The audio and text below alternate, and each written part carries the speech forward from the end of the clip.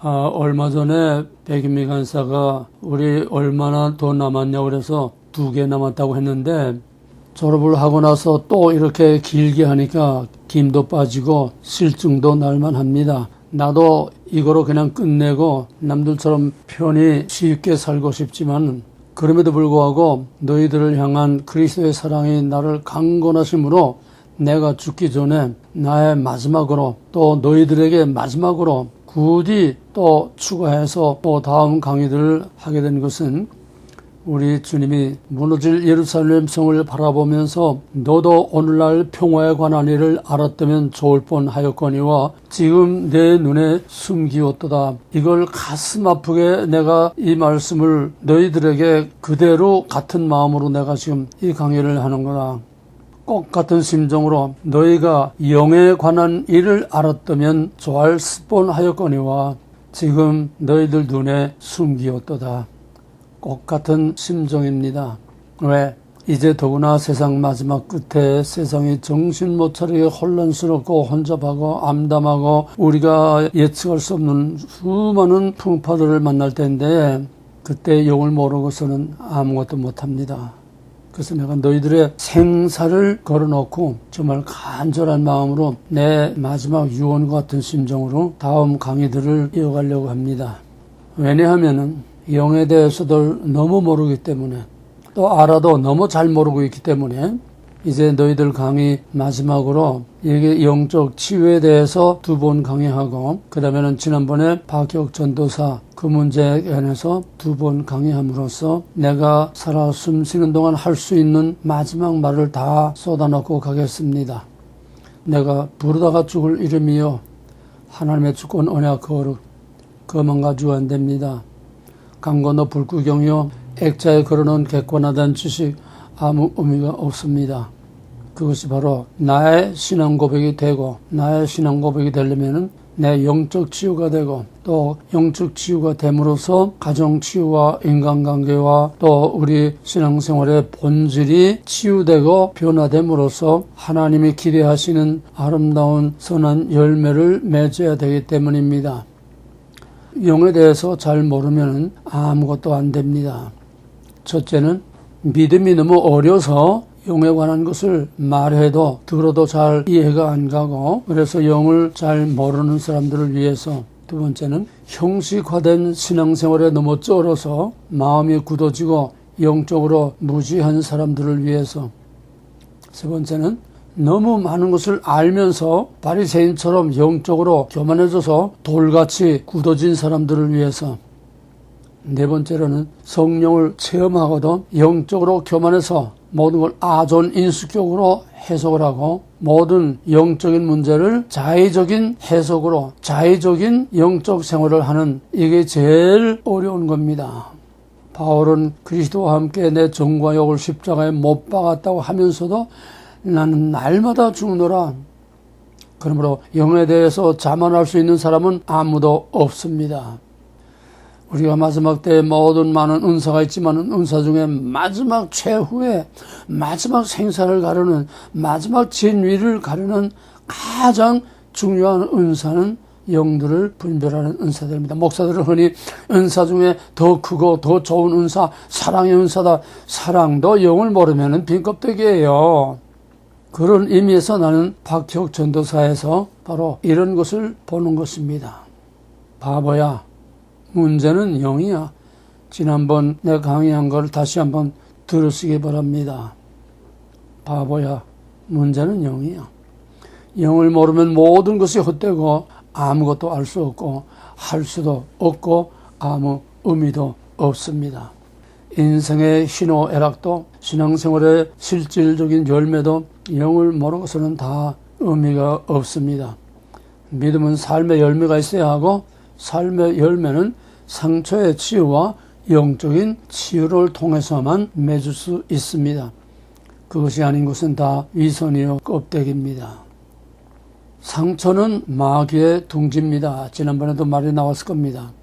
또 오늘 말하는 중에도 중복되는 말들이 있을 겁니다. 그동안에 강의하는 중에 산발적으로 한마디 한마디 중간중간에 끼어 나온 거지만은 이제 마지막으로 종합적으로 정리를 합니다.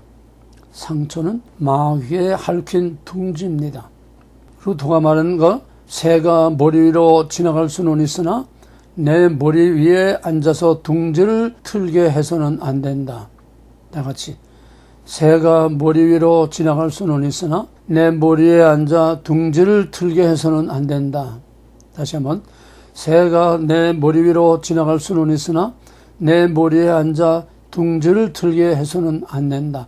이것이 상처의 치유에서 가장 기본이 되는 것입니다. 그래서 에베소 4장 26, 27절에서는 분을 내어도 죄를 짓지 말며 해가 지도록 분을 품지 말고 마귀에게 틈을 주지 말라. 둥지를 틀게 하지 말라는 거예요. 머리로 지나가는 거는 감정으로, 순간적으로, 조건반사적으로 팍팍 감정이 오는 거는 그거는 하나님이 주신 풍부한 은혜입니다. 감정의 풍부한, 이것이 없으면 하나님도 사랑할 수 없고, 이것이 없으면 믿음을 체험할 수 없고, 이것이 없으면 형제도 진정으로 사랑할 수가 없어요. 그것이 네거티브 쪽으로 작용되느냐, 포지티브 쪽으로 작용되느냐, 그 감정이 무엇에 의해서 작용되느냐, 그것이 중요한 겁니다. 분을 내어도 죄를 짓지 말며, 뭡니까? 순간적으로 감정으로 욱해도 그걸 새가 지나가는 걸로 쫓아버리고 끝내야지, 그걸 마음에 품고 가슴에 품고 생각에 품고 있으면은 내 안에 사탄의 둥지를 튼다는 얘기입니다. 그것이 상처입니다. 그래서 마귀로 틈을 주지 말라. 그걸 품고 있지 말라.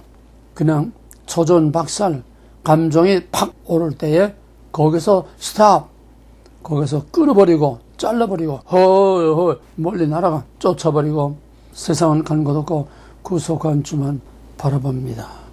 우리 주님을 바라보면서 주님이 당하신 통을 생각하면서 그걸 다 쫓아버리고 마귀로 틈을 타지 못하게 하라는 겁니다. 이것이 상처를 덜 입는 비결입니다. 상처를 안 입고 살 수는 없습니다. 우리가 생각과 마음처럼 그렇게 되지는 않습니다.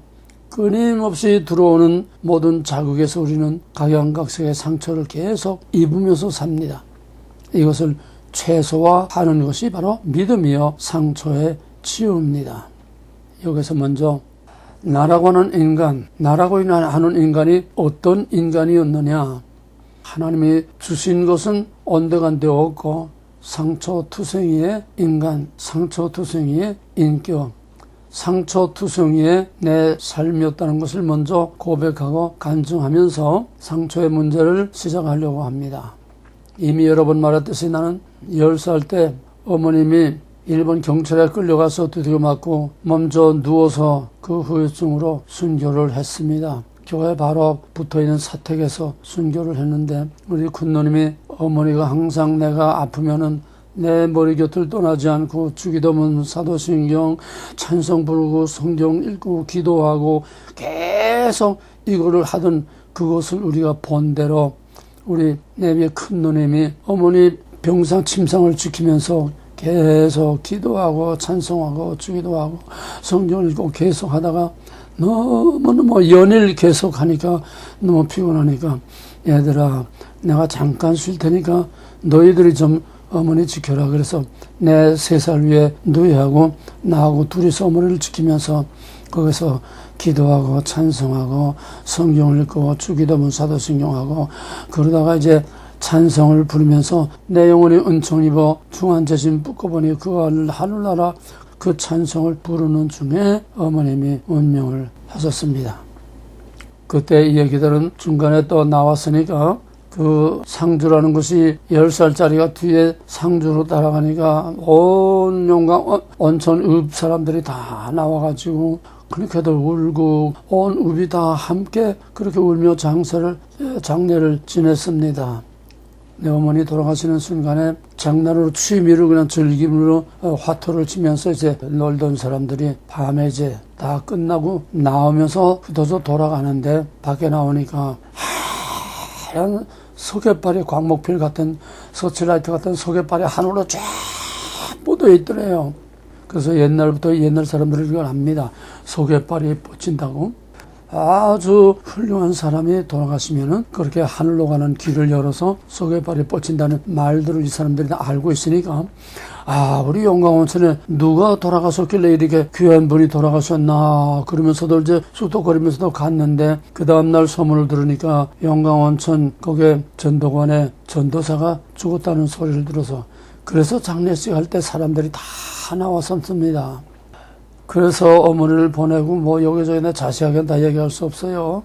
그래서 이 집에 갔다 저 집에 갔다 하다가 그냥 어느 과수원 할머니가 또 미치던 할머니인데 거기 가서 언두막에서 그냥 보일 듯이 보이지 않는 따옥따옥 내 어머니 가신 나라 해지는 나라, 그냥 그걸 혼자서 울면서 그냥 그 노래를 부르면서 또 거기에 내가 수필을 계속 쓰면서 막 그러면서 지내다가 결국 이제 월남을 하게 됐어요. 뭐 자생가는 하나님이 정말 신령한 그런 종을 통해서 우리를 넘어가라고 해서 이제 넘어갔습니다. 그러니까 10살 때 어머니 돌아가시고 11살 때 해방이 되고 12살 때 이북에서 넘어왔습니다. 여섯말로 탈북이죠. 산을 넘고 강을 넘고 모가지까지 강물이 그냥 철렁철렁 하는 걸 그냥 넘고, 또 그 넘을 때에 그냥 막 기침이 나고 그래서 사람들이 나는 못 간다고 다 떼놓고 간다고 그러는데, 정말 기도해서 하나님 이 기침 딱 멈춰주세요 기도하고 가는데, 그 초소들 사이에 몰래 숨어서 나가는데 한 번도 기침을 하지 않고 무사히 우리 한 연합문명 한 그룹이 돼가지고 무사히 다 넘어와서 서울에 왔습니다. 자세한 말은 다 할 수가 없죠. 이것이 내가 어머니를 잃고 내 모든 것은 세상 것을 다 빼앗겼습니다. 어머니를 잃으니까 내가 가진 것이 아무것도 없어요. 모든 것을 다 빼앗기고 내게는 공허밖에 남은 게 없습니다. 세상이 내게서 모든 것을 다 앗아갔습니다. 기쁨도 없고 희망도 없고 어떤 내가 왜 살아야 하는지 의미도 모르고, 내게는 텅 빈 어머니의 그 텅 빈 자리, 그 공허하고 허전한, 바로 그 얼마 전까지 10살 때 어머니 아프기 전까지만 해도 어머니를 젖꼭지를 만지면서 자던 내가, 그때 심정은 말로 형언할 수 없습니다. 그 다음엔 이때 내가 처음 나라는 존재가 다 죽고 어머니와 함께 죽은 겁니다. 나라는 존재 이유가 없어졌어요. 그 다음 남한에 넘어와서 이제 6.25가 터졌습니다.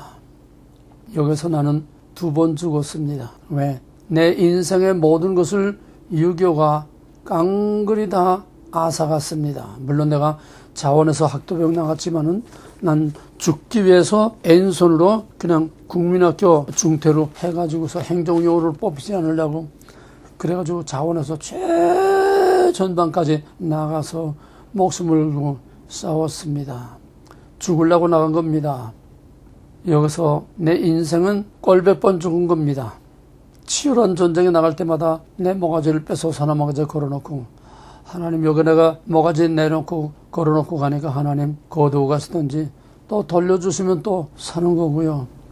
그런데 하나님이 나를 죽지 않고 살려서 전쟁의 불 속에서 잿더미에서 내 소대에서 한 사람밖에 소대장하고 2사람밖에 남지 않은 그런 치열한 전쟁에서도 하나님께서 나를 살려줬습니다. 전쟁터에서 육신적으로 이미 죽었고 수많은 죽음에서 살아났고, 무엇보다도 내가 군대에 있는 4년 동안에 다른 애들은 다 고등학교 나오고 다 대학교 가서 부산에서도 다 피난생활 하면서도 공부도 했는데 나는 학업의 기회를 놓쳤습니다. 고등학교 1학년 올라가자마자 6.25가 터져가지고 한 달 만에 3월 달에 올라가서 6월 달에 6월 터졌으니까 고등학교 1학년 3, 4, 5, 6 넉 달밖에는 공부한 게 없어요. 그러고서는 군대에서 4년 만에 휴전이 되고 이제 4년 만에 제대해서 나오니까 나에게는 아무것도 없습니다. 그러니까 공허와 고독과 불면증과 신경쇠약으로 마치 완전한 정신병자가 돼가지고 그저 술만 퍼마시고 그냥 그저 사는지 죽는지도 모르고 그냥 길바닥을 헤매고, 불면증으로 그냥 밤에도 밤새 잠을 못 자고 이약국제약 다니면서 수면제를 모아서 한 주먹을 맞아도 죽지를 않고 잠도 안 들고, 정말 그때 말은 형언할 수 없는 그런 영적인 큰 고통 가운데 있었고, 대낮에도 방에서 천정을 쳐다보면은 거기에 천정이 그냥 시커먼 천정에서 그냥 그 마귀 새끼들이 말을 막 그냥 짓누르고 그냥 내가 견딜 수 없고 밤새 자지도 못하고 밤새 그냥 술만 갖다가 퍼먹고, 그때 형편은 내가 말로 다 할 수 없습니다.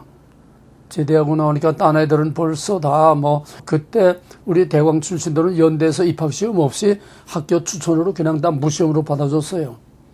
우리 대광 우리 아이들은 연대에 그냥 어느 수준 이상 되는 애들 학교에서 추천서 써주게 되면 입학시험 없이 그냥 다 받아줬습니다. 내 클래스에 있던 애들은 다 연대 가고 다 대학에 가서들 다 졸업하고 직장 생활도 하고 무역회사도 들어가는데 나는 밑바닥이 없어요. 설 자리가 없어요. 그때는 하나님도 없습니다. 모태신앙이지만은 하나님도 없는 광야를 헤매면서 내 인격은 길바닥에 쭈그러진 콜라깡통처럼 쭈그러질 대로 쭈그레고 찢어질 대로 찢어지고 이 사람 저 사람 발뿌리에 채기는 돌뿌리 같이 이렇게 방황하면서, 그러면서도 내가 고1 넉 달밖에 못 댕긴 놈인데 서울대 석사학위 논문을 써줬어요. 그러면서 이제 사귄 친구지요. 그 다음에는 또 그 후에는 내가 어떻게 해서 이제 대학을 들어갔는데, 대학에 들어가서 박사학위 논문을 대한민국의 아주 저명인사입니다. 저명인사에 박사학위 논문을 써줘서 그 사람이 중앙대학교에서 박사학위 받았습니다. 그 다음에는 한국에서 아주 저명한 분의 책을 써줬어요. 책을 5권 한 지를 책을 써주고 나는 겨우 쭈꼬리만한 수고비만 조금 받고, 그러고로 대학을 졸업했는데도 이렇다 할 직장도 제대로 얻지 못하고 그래도 직장 생활을 하다가 그때도 여전히 방황하는 거죠. 내가 그 집에 그도 연탄도 들여주고 정말 내 책 쓰고 받은 돈들 그냥 그 친구한테 다 그냥 술 사주고 밥 사주고 그 집에 연탄 사주고 그냥 그렇게 해줬는데 그 친구한테 배신을 당했어요. 세상을 다 잃어버렸습니다. 그래서 스레바짝 끌고 시내 나왔다가 그냥 그 길로 서울역에 가서 이놈의 배웠다고 하는 놈들 문명이라는 것들 하고 이제는 나는 담을 쌓는다. 인생 밑바닥까지 내려간다. 그래서 부산에 가서 노동판에서 노동이라도 하면서 차라리 그런 놈들하고 내가 차라리 사는 거 낫지, 이런 배웠다고 하는 이런 놈들하고는 내가 이제 상종을 안 한다고 해서 스레바짝 부산에 갔더니 부산은 딱 떨어지니까 그때 돈 1,000원짜리 한 장이 있더라고요. 그래서 이렁저렁 해서 거기서 내가 그 광야를 헤매면서도 참 훌륭한 분들, 대학 교수분들, 이런 대 선배들을 내가 좀 사귀어가지고, 그래서 그분들이 이제 내가 편지를 썼더니 그분이 소개해가지고 대구 바로 교대 학장으로 있는 그 뭐뭐 인사에게 편지를 해서 이 사람 좀 어디 취직시켜주라고 음대 나왔는데, 그래서 그 사람이 그 바로 옆에 있는 이사벨 여자고등학교 거기에 음악선생으로 취직을 해줬습니다. 이것이 내가 리턴하는 터닝 포인트가 됐습니다. 찢어질 대로 찢어지고 터질 대로 터지고 뒤틀릴 대로 뒤틀리고 꼬일 대로 꼬이고 완전히 인격 파탄돼서 인간관계를 도저히 가질 수 없는 이런 상태에서 그 학교에 이제 취직을 해서 이제 가보라고 그래서 이력서를 써가지고 이제 그 학교 갔는데, 그때 오후에 애들이 다 이게 청소할 때야 그냥 하얀 스카프 쓰고 그냥 앞치마 두르고서 전부 창문에 매달려서 유리 닦고 전부 청소를 하고 있는데, 내가 교문에 운동장 교문에 딱 들어서니까 거기서 나를 만나는 애들마다 전부 자기 선생처럼 전부 머리 숙이면서 반갑습니다, 반갑습니다, 반갑습니다. 만나는 애들마다 다 그래요. 아이고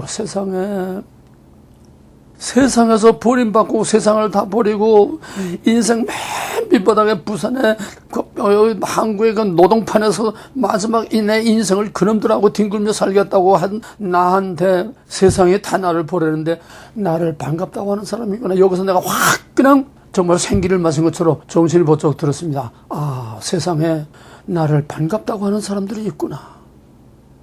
여기서 내 마음에 한 줄기 빛이 들어왔습니다. 그러고 이제 그 학교에 취직을 해서 이제 음악 선생 노릇을 하고 있는데, 그때 부산의 기독교 학교 연합 예배가 그 구덕 경기장에서 운동장에서 연합 예배가 있었는데, 그때 우리 학교에서 그게 합창을 맡았어요. 찬양을 맡았죠. 그러니까 그때 뭐 이 학교도 이제 개교한 지가 한 2, 3년밖에 안 돼요. 아주 어린 학교죠. 그러니까 고등학교 전부 합해야 500명입니다. 그래서 공부 시간에 이제 음악 시간에 다 연습을 시켜가지고 강당에서 전체 이제 연습을 하는데, 거기서 이제 500명 찬양을 연습을 하는데, 교장 선생이 여자인데 나하고 동갑이에요. CCC 간사 출신인데, 부부가 다 CCC 간사 출신인데, 남편은 목사님이고 이사장이고 아주 부산에서도 존경받는 아주 경건하고 점잖은 분이세요. 또 이 부인은 나하고 같은 평양 사람인데 아주 나이스하고 아주 깨끗해요. 사람이 아싸라요. 정말 깨끗하고 아싸래요. 근데 합창 연습을 하는데 이 교장이 자기 손으로 들지는 못하고 그 사무실에 여자 직원한테 차판에다가 커피를 끓여가지고 그 직원하고 같이 들어와서 합창 연습하는데 나한테 그 커피를 그 교장이 주더라고요. 여기서 버림받은 인생을 반갑다고 하는 그런 사람들이 있는가 했는데, 이제는 교장이 나한테 커피까지 갖다가 이렇게 대접하는 이걸 보니까 세상이 다 나를 버린 건 아니구나.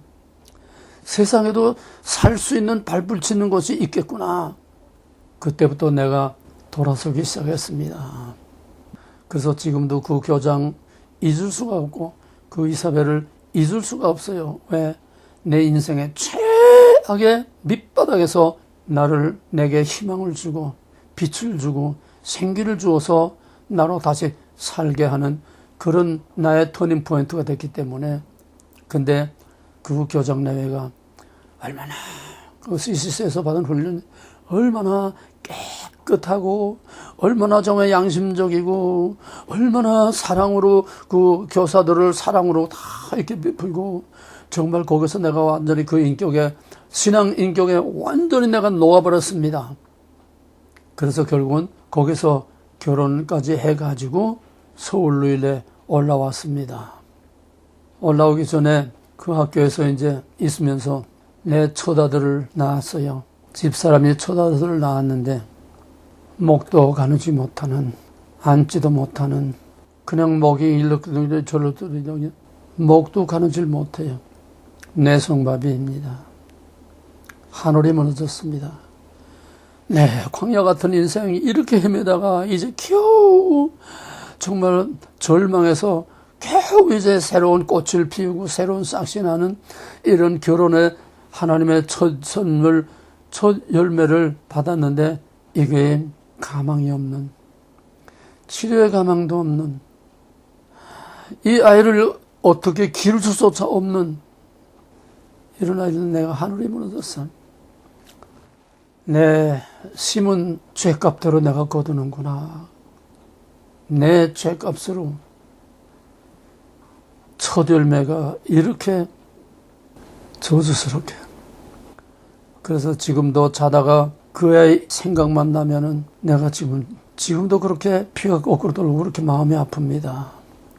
결국은 서울에서 그때 내 인생의 광야기 한복판을 갈 때인데, 얘가 감기가 들어 폐렴이 들러서 애가 기침을 하고 애가 정말 못 견디게 간신히 어떻게 돈을 조금 꾸며가지고 해서 이제 저 청량리에 안 씻겨 그 병원에 이제 갔는데 폐렴이래요. 뭐 약을 줘주는 걸 갖다가 뭐 먹는데 그 가지고 기별이 갑니까? 결국은 두 번 다시 약도 못 먹고 두 번 다시 병원도 못 가고 그대로 숨을 거뒀습니다. 그걸 밤에 내가 고속들이 둘둘 말아가지고 뒷산에 먼데 가서 뒷산에 올라가가지고서 그걸 내 손으로 묶고 돌아와서 내 평생 내 죄값으로 그 귀한 첫 열매, 그 귀한 하나님의 첫 선물을 이렇게 저주스러운 이런 열매를 받은 것 평생 내가 잊을 수 없고 지울 수 없고 지금도 그 아픈 마음을 가지고 있습니다. 뭐 이거 자세히 다 긴 얘기 하지 못합니다. 그러고서 인생 최악의 옛날에는 정신적으로 헤매면서 최악의, 물론 가난과 정신이 같이 겹쳤지만은 이제는 가정을 가졌는데도 이제는 먹을 걸 제대로 먹지도 못하고, 그 아이가 죽고 나서 이제 우리 둘째로 딸아이를 뵀는데 그 딸아이를 가졌을 때에 입덧을 하지 않습니까?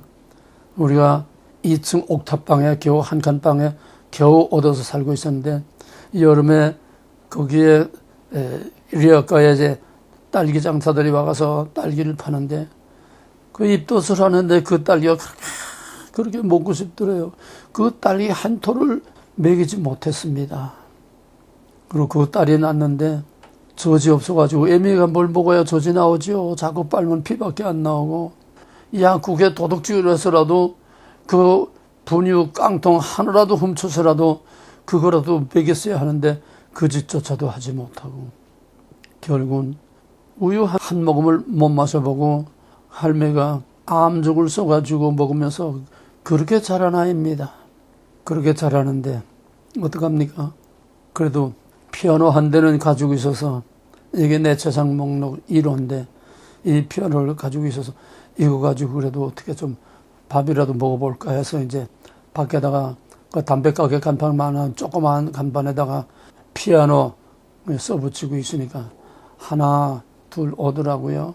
그래서 그때 뭐 피아노 레슨 불과 몇 분도 하지 않는데, 예를 들어서 피아노 레슨 한 달 레슨비가 1,000원이라고 하면 나는 그때 이거 지금 기억이 안 나요. 비교하는 겁니다.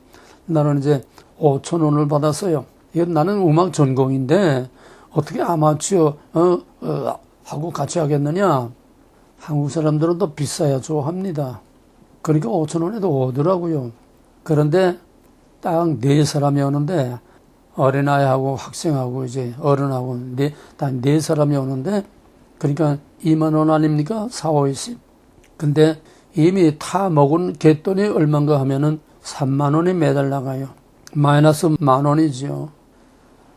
내 카메라고 옷이고 시계고 맨날 전당 보들락 날라가고.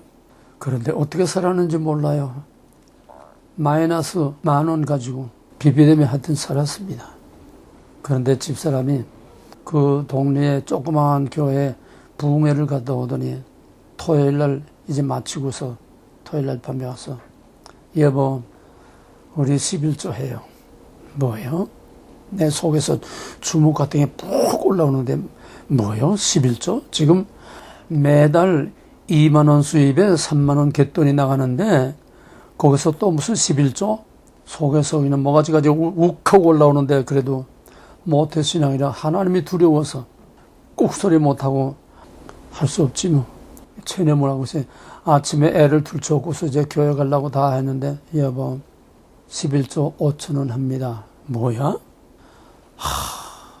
하늘이 다 무너지는 거예요.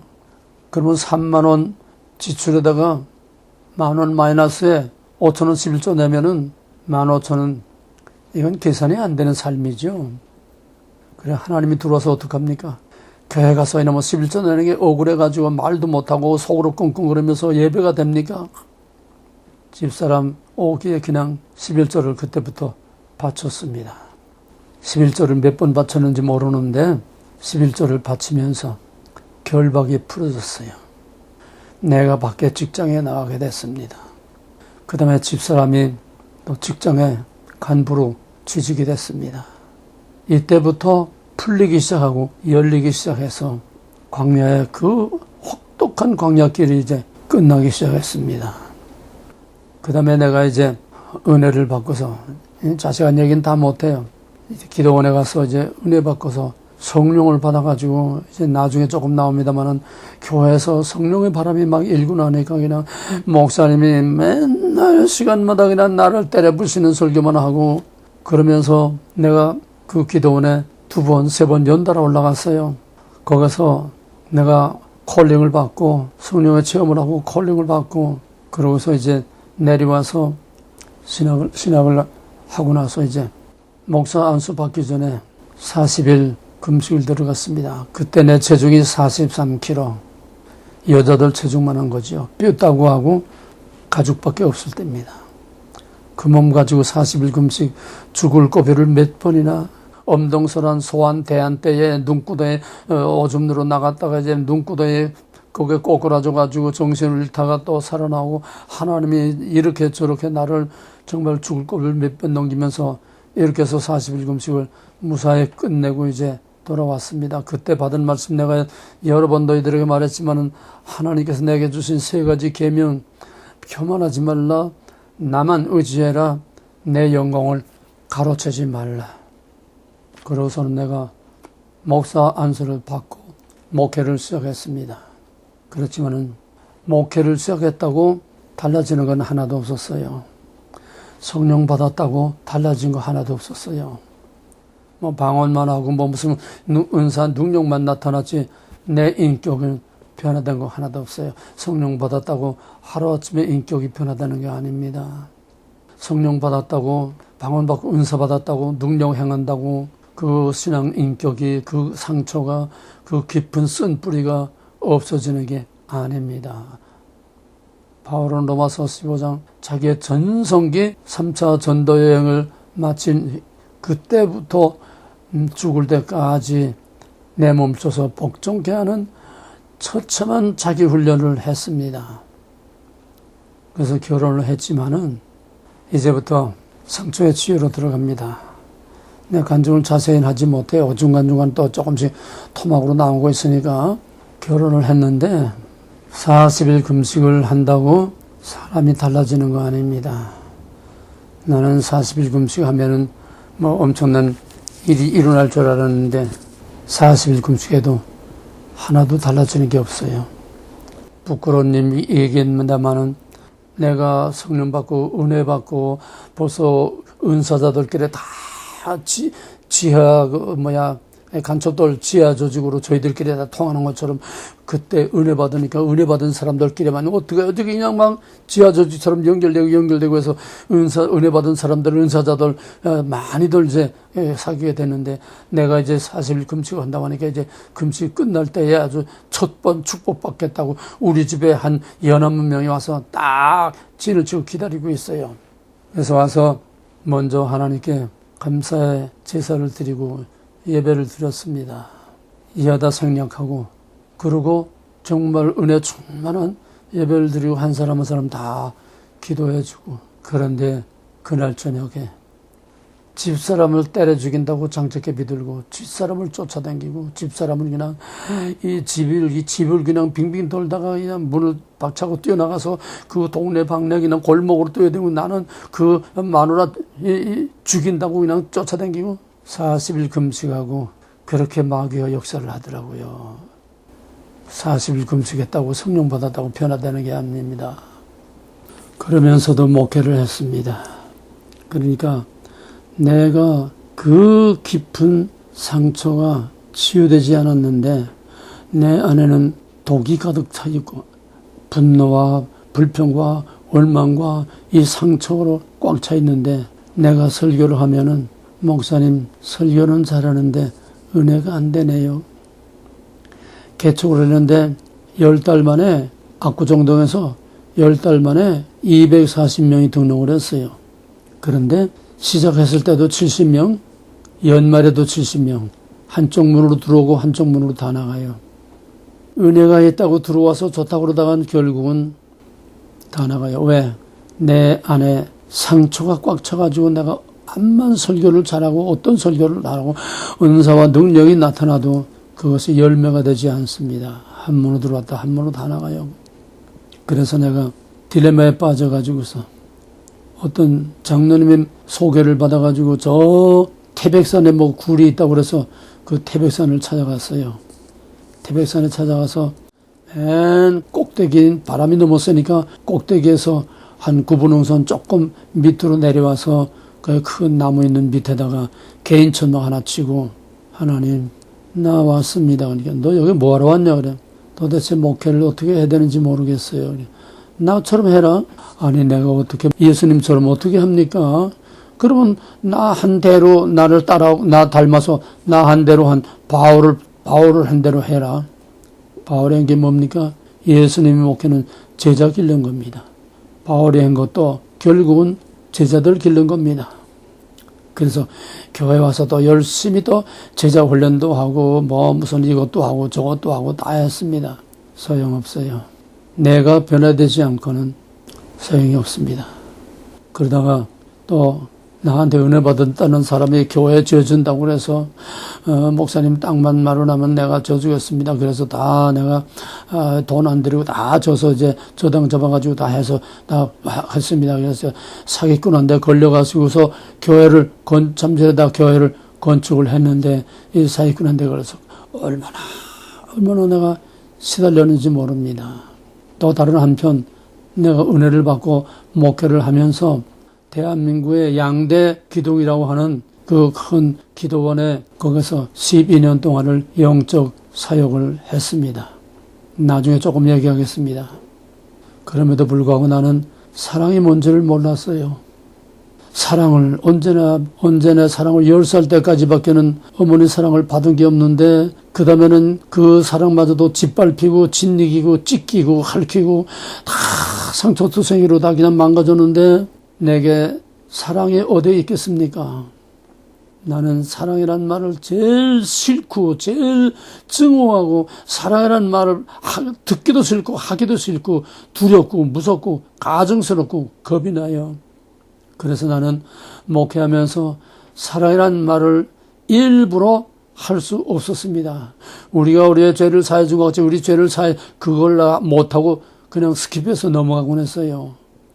하나님 10% 눈 뜨고 있는 그 하나님의 목전에서 하나님 내려다보는데 어떻게 거짓말을 합니까?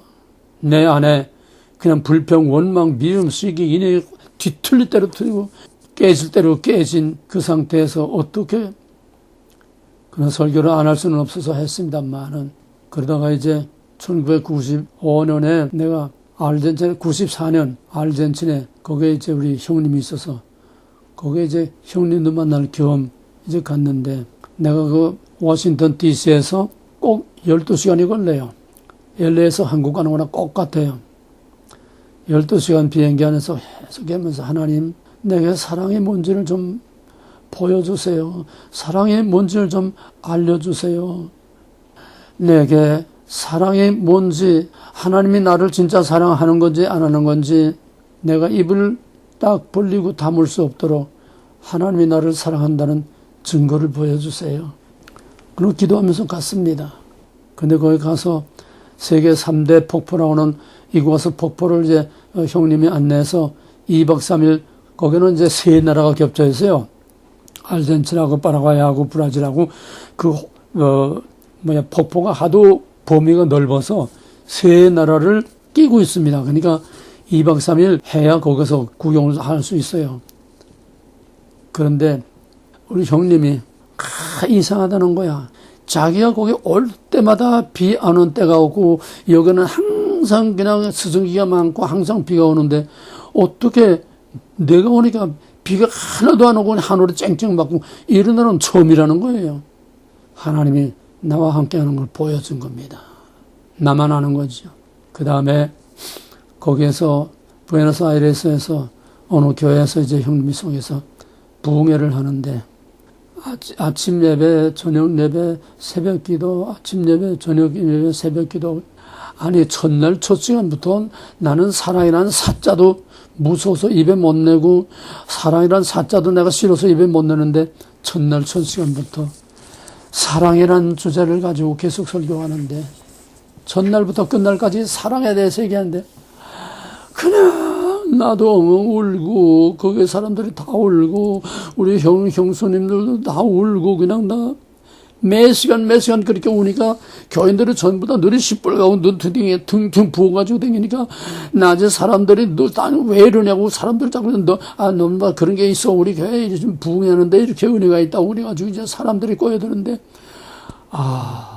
일주일 내내 그냥 사랑으로 완전히 박살을 냈어요. 하나님이. 그때부터 내가 겨우 사랑의 싹이 트기 시작해서 하나님의 사랑을 조금씩 내 안에서 자라가기 시작을 했습니다. 지금 두란노에서 너희들 내가 말끝마다 사랑한다 사랑한다 이게 보통 말이 아니에요. 한 송이 국화꽃을 피우기 위하여 그렇게도 서작새는 울었나 보다. 이 사랑이란 말 한마디 하기 위해서 하나님께서 나를 50년 동안 뒹굴리다가 결국은 두란노를 70이 돼서 두란노를 시작하고 나서 겨우 옥이 6기 때 와가지고서 겨우 사랑이란 말을 하기 시작을 했습니다. 내 입에서 사랑이란 말을 한마디 나가는 거에 그렇게 어려운 거예요. 70평생을 통해서 쓰라린 광야를, 험악한 광야를, 외로운 광야를, 너무나 고통스러운 광야를, 그 험악한 광야에서 70년 동안 거기서 단련받고 훈련받고 얻어 터지고 찢어지고 깨지면서 거기서 배운 사랑, 이것은 내게서 나온 사랑이 아니라 하나님께 받은 사랑입니다. 그래서 내가 받은 사랑으로 너희들을 사랑해서 사랑합니다. 사랑합니다. 처음에는 다 이상하다고 그러고 거북하고 어색하다고 그러고 다 그러더라고요. 하나님이 내 안에서 나를 사랑하시니 그 하나님의 사랑으로 사랑하니까 결국은 사람들이 시간이 가니까 나와 사이에 불신의 벽도 점점 무너지고 먼 거리감도 점점 좁혀지고 어떤 사람들은 사랑 안에서 나와 하나가 돼가지고서 정말 한 몸처럼 같은 핏줄처럼 그렇게 사랑하는 사람들도 있게 되고, 그런데 아직도 우리의 집구석은 지옥입니다. 이제 겨우 사랑이 싹트기 시작하는데 마귀는 오히려 더 역사하는 거예요. 우리 집사람은 내가 상처 치유되는 거 1%만큼 치유됐다가 하면 5% 10% 그냥 짓누게 버리고 그냥 핥히고 찢어버리고 터져버리고 상처를 내 스스로 치유할 수가 없어요. 그러면서 두란노 5기 6기에서 6기 졸업식할 때 처음으로 빌립보서 4장 1절 말씀을 한 나의 사랑이여 나의 멸류관인 사랑하는 자들아, 그 설교를 하면서 그때부터 사랑이 조금씩 꽃피기 시작했습니다. 근데 이건 다 연습이었어요. 이제 온라인 하면서 12기부터 사랑이 꽃을 피우고 사랑이 열매를 맺기 시작해서 12기부터 나와 너희들 사이에 사랑의 줄이 이어지고 사랑의 끈끈한 줄이 이어지고 사랑으로 치유가 일어나고 사랑으로 말씀이 흘러들어가는 역사가 12기부터 시작됐습니다. 내 인생, 내 사역은 언젠가도 얘기했지만은 12기부터 비로소 내가 제2, 제3의 인생을 시작한 겁니다. 한 송이 국화꽃을 피우기 위하여 70년 동안, 아니 80년, 90년 동안 그렇게도 서쪽새는 울었나 보다. 지금 너희들은 그런 쓰라린 광야 80년, 90년의 열매를 너희들은 지금 털도 안 뜨고 그냥 젖을 빨아먹고 있는 거예요. 그러니까 내가 너희들에게 피를 토하듯이 짜매기는 이 젖을 너희들이 100분의 1이나 제대로 그걸 받아먹고 소화를 시키겠냐? 요즘은 시국이 이렇게 돌아가니까 이제 금년부터 설교를 시작했습니다. 맨 처음에는 기독교란 무엇인가? 그거로부터 시작해가지고 빛의 창조에 감춰진 하나님의 비밀 시리즈로 쭉 하다가 이제는 너무 시국이 급박해지니까 계속 연달아서 시국에 대해서 우리나라의 위기에 대해서 계속 설교를 하는데 이거는 그냥 설교가 아닙니다. 내 평생에 이렇게 힘든 설교를 해본 적이 없어요. 왜? 이렇게 무서운 영적 싸움을 해본 적이 없다는 거죠. 바보야, 문제는 영이야. 이게 보통 나오는 말이 아닙니다. 내 90평생에 쥐어짜고 쥐어짜서 나오는 말이에요. 영이 하는 것은 아무것도 안 되는 거예요. 그래서 지금은 마지막 영적 전쟁을 하는 건데 계시록 18장에 있는 것처럼 하늘의 큰 전쟁, 16장에서부터 18장까지 하늘의 큰 전쟁을 지금 치르고 있는 겁니다. 우리는 지금 정치적인 얘기하고 있는 거 아니에요. 매주 나가는 정치적인 얘기하고 있는 거 아니에요. 어떤 사람은 정치 얘기를 한다고 여기서 떨어져 나간 사람도 있어요. 너무너무 마음이 아픕니다. 두란노에서 겨우 창세기 1장 겨우 들어갈까만 한데 이게 싫어서 아무 말 없이 그냥 빠져나가서 불러도 대답 없고 돌아오지 않는 안타까운 우리 형 자매가 있습니다. 기도해 주시기 바랍니다. 그래서 지금 이것이 그나마도 이런 영적 싸움을 싸우고 있으니까 내 영이 메마르지 않고 마지막까지 내 사명을 다 감당할 수 있는 것. 지금 내 앞에는 하나님과 우리 민족과 우리 나라밖에는 배는 게 없어요. 두란노도 그 다음이에요. 나라가 있고 두란노고 신앙이 있고 두란노고 교회가 있고 두란노지. 지금 나라가 없어지면 교회도 없어지고 교회가 없어지면 신앙생활도 못하는데, 그래서 지금 책을 편집하고 책을 교정보고 정리하던 것도 일단 내려놓고 매 일주일 내내 일주일의 설교에 거기 매달려서 씨름을 하고 그냥 여기 일주일 내내 여기 매달려서 내가 좀 씨름을 하고 있습니다. 이건 설교가 아니에요. 일주일 내내 내 피를 쥐어 짜낸 거예요. 생명과 목숨을 여기에 쥐어 짜내는 겁니다. 여러분 이걸 꼭 들어야 됩니다. 이걸 지금 박영수이가 그냥 나오자마자 그냥 이걸 녹취를 한 것을 그냥 딱딱 내니까 너희들은 그냥 보기만 하면 되지만 사실은 너희들이 이걸 녹취를 해야 너희들의 살이 되고 피가 되는 거예요. 나는 지금 내 인생 마지막 내가 부르다 죽을 이름이요. 하나님의 주권 언약 거룩하고 내가 부르다 죽을 이름이요. 나의 목숨을 바치고 나의 목숨을 수십 번 수백 번 죽음의 고비를 넘기면서 내 피와 땀과 눈물을 바친 내 조국, 내 민족, 하나님이 보아서 나는 만세, 이거밖에는 내게 지금 배는 게 없습니다. 책이 좀 늦더라도 용서하세요. 책은 내가 없어도 너희들이 얼마든지 출판할 수 있습니다. 그러나 이 위기에 내 육성으로 말하는 것은 그 누구도 대신할 자가 없습니다. 책은 내가 다 못 내면 여러분들이 내세요. 모든 옛날에 유명한 사람들 다 사후에 그 아내나 그의 자녀들이나 또는 그 제자들이 낸 책들이 수두룩합니다. 내가 마지막 교정을 못 봤어도 출판사에서 다 해서 교정 보니까 그거 한번 그냥 보고서 넘어가면 얼마든지 책 낼 수 있어요.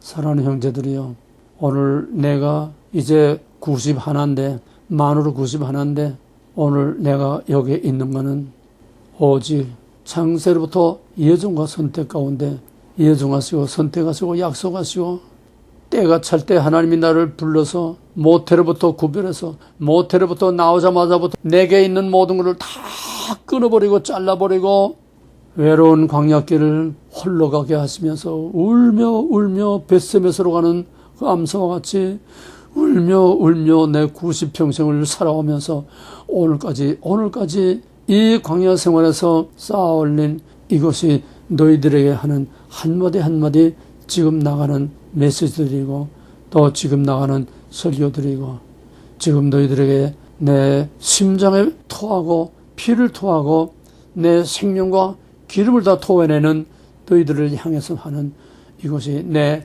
인생을 너희들에게 다 바치는 거예요. 나는 두란노 20년 동안에 내 인생의 마지막, 두란노의 마지막, 나의 유언으로서 내가 부르다 죽을 이름이요. 너희들을 향한 이 사랑을 마지막 내 생명과 피와 눈물과 땀을 다 너희들에게 쏟아주고 빈손으로 하나님 앞에 가려고 한다. 그래서 오늘은 주로 내에게 관한 얘기만 하고 다음 시간에는 내 가정과 와이프와 내 가정 치유를 해서 내 다음 시간에 실질적인 가정 치유의 사례를 이제 얘기하고 그 다음에는 너희들에게 내가 과제를 내어준 박혁 전도사 그는 누구인가? 그 동영상을 누가 간사들 중에서 그 동영상 2개 또 그 다음에 또 하나 동영상을 찾아서 축사하는 그 장면하고 또 목회자 세미나에서 설교한 거 하고 또 하나는 한국에서 목회자 세미나 한 3가지 올라간 거 있는데 맨 처음에 2개 올라가고 그 다음에 하나 올라갔는데 이걸 찾아가지고 다시 다음에 그걸 다시 올리기를 12기의 방에 올려주기를 부탁합니다. 감사합니다. 하나님 내가 무엇이고 한데 야곱이 내 인생 내 나이 130년이건만은 내 인생이 험악하였나이다.